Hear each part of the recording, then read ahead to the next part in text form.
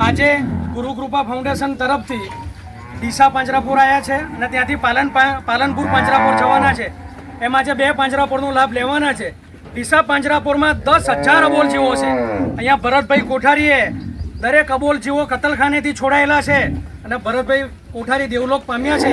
આજે જ્યાં પણ હશે એમની આત્મા એટલો ખુશ થતો હશે કે આજે મારી ગાયોને બધા સાચવે છે. આ દરેક ગાયોને આજે અમે તરબૂચ, લીલું ઘાસ અને પાલનપુરમાં પણ લીલું ઘાસ ખવડાવીશું. એમાં અમારા એસઆઈપી મેમ્બર અને દરેક દાતાઓનો અમે હૃદયપૂર્વક આભાર માનીએ છીએ.